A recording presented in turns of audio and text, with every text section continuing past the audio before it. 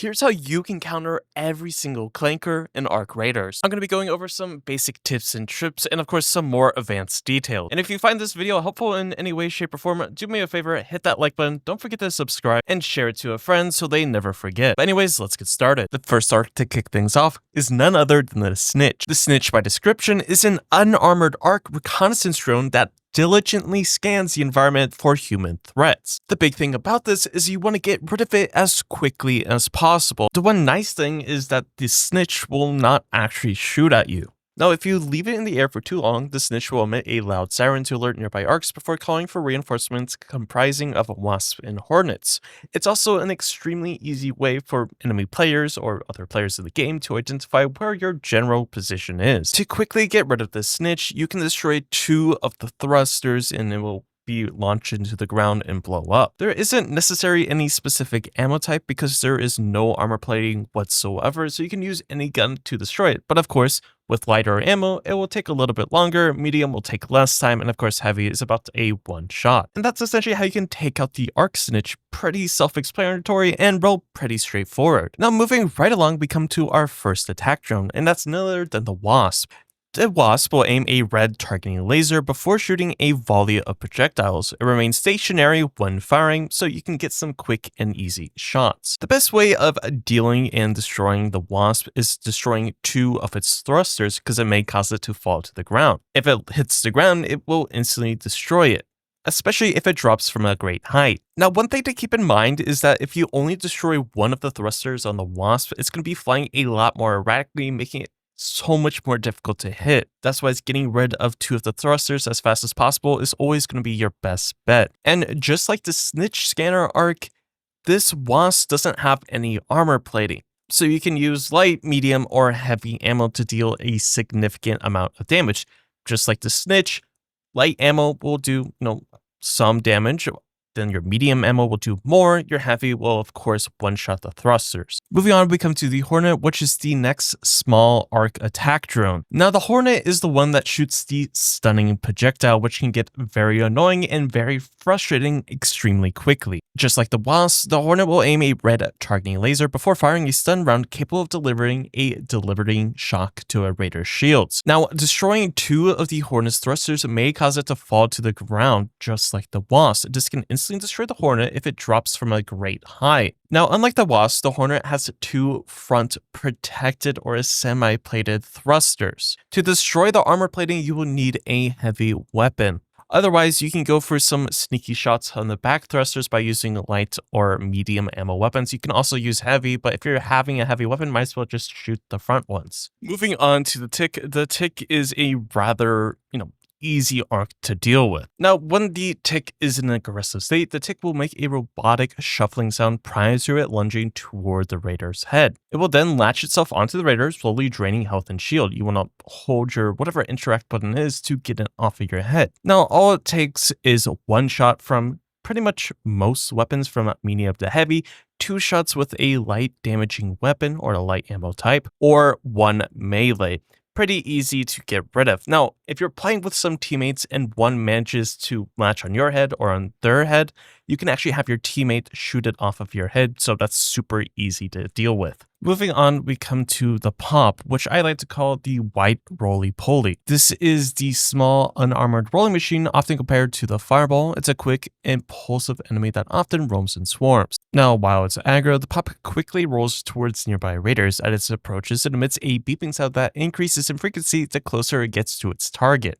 Once close enough, the Pop detonates after a short delay, dealing heavy damage to the Raider's shield and health while destroying itself in the process. Now, something that I only recently learned, that the Pop does not actually explode based on a timer, but rather on its proximity to a target. With that being said, it's extremely easy to get rid of. 2 shots with light ammo types, 1 shot with a medium type, and a 1 shot with a heavy weapon type. Moving on, now we come to the Fireball. This is exactly what I like to call the roly-poly. While aggroed onto you, it spews fire at any perceived threat in its vicinity, roasting anyone not made out of fire-resistant materials. Now, while it's in its aggressive state, a fireball will roll towards its target and opens its front panel, unleashing a long burst of flames using its flamethrower. Now, there's a couple ways of combating the fireball. The first thing to keep in mind is that its armor plate is fully plated, so light ammo is going to be doing nothing in this case. But what you can do is allow the fireball to get close to you, begin opening its panel, and if you're using a light ammo typed weapon, then shooting it once its exposed core is shown. Now, like I said, the easiest way of dealing with the fireball is either by waiting for its front panel to open and shooting its core, or using a hard-hitting weapon like a Pharaoh, an anvil, or other heavy weapon types as well. Moving on to the turret, easily identified by a blue light kind of going in a circular motion with a spotlight, so it's rather easy to identify and watch out for. When it's in its aggressive state, it will lock onto the raider and fire a constant stream of bullets, dealing moderate damage. Now, if the raider leaves its line of sight, it will fire at their last known position. Something to keep in mind of is that the turret has no armor plating and can be quickly destroyed using only a few bullets from any ammo type. And just like always in this game, getting rid of the threat as quickly as possible is always the best choice. Moving on, we come to the next turret style arc in this game, and that's none other than the Sentinel. Now, the Sentinel is a medium unarmored turret arc that sits atop buildings and ledges. It is always found outside and often in high locations, overseeing an open area. It's pretty easy to identify because the Sentinel will aim a thick orange laser at the raider while tracking its movement. After a short time, multiple lasers will converge onto the target, indicating the Sentinel is about to fire. Once the lasers converge onto the target, it will fire a heavy ammo round after a short delay, doing a ton of damage. If the firing lasers converge after the target has left the line of sight, it will fire at the last known location, just like the other turret. Now, it has no armor plating, just like the previous turret, so you can use different types of weapons to get rid of it. But just like always, heavy damage weapons are always going to be the best picks. They do the most amount of damage, then medium and light, and so on. Now, there is one thing you want to be looking out for, and that is there is a yellow canister on the swivel arm. This makes it to where you're doing extra damage. This is its sweet spot, whatever you want to describe it as. This is the place you want to be aiming for. Moving on, we come to the Surveyor. It's an unarmed spherical arc machine completely protected by an outer armored shell. They are easily identified as they shoot a giant blue beam into the sky. Now, the Surveyor is a rather interesting arc because it prefers to escape engagements. It will not hesitate to roll into a raider if left with no other option but to defend itself. This attack does a moderate amount of damage. Now, the Surveyor exposes its core and remains stationary when transmitting, but it can easily sense danger from a distance. Now, destroying the Surveyor can be extremely tricky because it will immediately finish transmitting and roll away at high speed when attacked. To quickly destroy the Surveyor, your best option is to stun it with a Hornet driver or a showstopper while it's still exposing its core. As the Surveyor takes damage, its armored panels can break off and be looted. Heavy ammo is the most effective way at shredding its armor plating than most other ammo types. You can use medium weapons, but again, just like most cases with the armor in this game, heavy ammo is always the best option. Moving on, we come to the Shredder, and honestly, the Shredder is the bane of my existence. It appears in Stella Montes. The Shredder excels in close quarters. It fires a multi-round burst of shrapnel in all directions as its primary attack, dealing heavy area damage in enclosed spaces. So what exactly do you want to be looking out for with the Shredder? Well, you want to be looking for the Shredder's propulsion or thruster units, the blue jet or jet propellers. They are consistent weak points players can target for higher damage and to stagger it. Just like always, heavy weapon types, so Pharaoh, Anvil are your best and most effective bet. You can also use explosives like trigger nades, snap, fuse grenades, and other area explosives. Trailblazers are also extremely effective, especially when used during or just after the Shredder's charge animation. Moving on to the Spotter. The Spotter is, a high threat level arc, I guess you could say. It doesn't have any armor plating and it doesn't have an actual attack. However, the Spotter will point a laser at any raider in line of sight so the Bombardier can accurately target them. If both spotters are destroyed, a new pair will spawn. When the Bombardier is destroyed, the spotters will actually fly away. Some things to keep in mind is the laser needs to maintain a consistent and constant line of sight in order to work and can tag you even in places where the Bombardier can't shoot at you. The biggest priority is if it does in fact spot you, getting rid of it as quickly as possible is the best course of action. Its weakness is its thrusters, just like our very first arc we talked about, and just like the first arc, you can use light ammo, medium ammo, or heavy ammo. It doesn't really matter. But like always, heavy ammo does the most damage, so quickly destroy it. Medium ammo, medium damage. Light ammo, light damage, so it might take a little bit longer.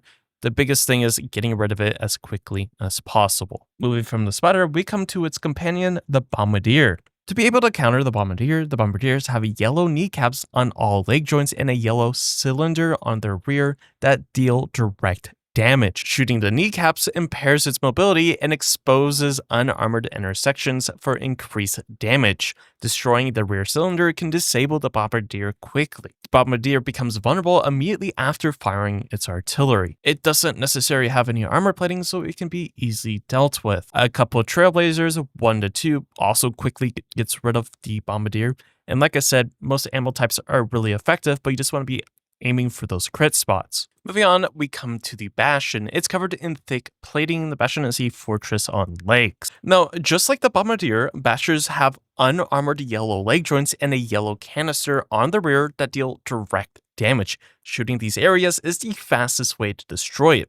Destroying its rear canister or any of the leg joints stuns it for a short time, making this stun window a good time to shoot it. Destroying the canister also peels back its rear plate, revealing its true weak spot, a large barrel-like part that deals major damage to the Bastion. And of course, one of the best ways currently, right now, of destroying things like Bastions or most of the arcs in this game is Trailblazer grenades. So those are big things to keep in mind. And just like most of the arcs in this game, heavy weapon ammo types, most damage, medium, moderate damage, light, very little damage. Moving on to the Leaper. As their name might suggest, the primary way Leapers attack is by quickly leaping on and crushing raiders. Now, one of the best ways of dealing with it are blaze grenades. They're a cheap and an easy method of dealing with Leapers. You throw one grenade directly onto the Leaper and wait for it to burn out. Once the burn stops, throw another. Afterwards, the Leaper can be finished with 1 or 2 shots from a heavy ammo weapon. You can also use one Trailblazer grenade if you want to, but those are probably the best ways of dealing with them. Moving on, we come to the Rocketeer. The Rocketeer is pretty annoying to deal with and pretty tough. The biggest thing you'll have to keep in mind is cover.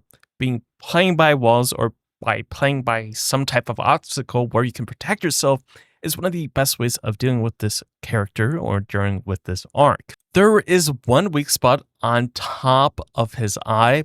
Otherwise, you can be playing from a super long distance with anvils, for example, or pharaohs, shooting its front two thrusters, and that's one way to deal with it. And probably one of the easier ways is by just playing at a super far range and poking it down as it gets ever so closer. As long as you have some type of hard shelter or hard wall to protect you from, you can easily deal with the Rocketeer as I show. Now, in terms of the Queen and the Matriarch, when trying to make this video, legitimately every single time I tried to take it out with a group of friends, 2 friends, or doing it in solo, I literally always got jumped, so I can never record the footage. But for attacking the Queen, let me just give you how it works. So it will fire 2 to 5 mortars from the top of her dome that will land around the raider and explode into a fiery inferno 2 seconds after impact. Then it will fire a laser beam periodically at a raider in line of sight that leaves the ground scorched and hot to the touch. It will then switch between an EMP pulse or ground slam when raiders try to get up close and personal. Your best way of dealing with this is having, your group of teammates having hole crackers. Its weaknesses is the joints and the head cores. Like I said, I tried to do this a couple times, but every time I got jumped, so I couldn't really record the footage for you guys, so I apologize on that. I at least want to provide you with some information, however. Then we go to the Matriarch, which is stronger than the Queen. Again, couldn't really get any footage on this. Like I said, I got jumped literally every single time I tried to do it. So I would still want to provide you information like I did of the Queen. So for the Matriarch, for the attack, the rockets, the Matriarch fires a number of explosive homing rockets. It then also has gas mortars. The Matriarch fires a number of gas mortars that explode into stamina draining clouds on impact. The Matriarch also has an energy shield.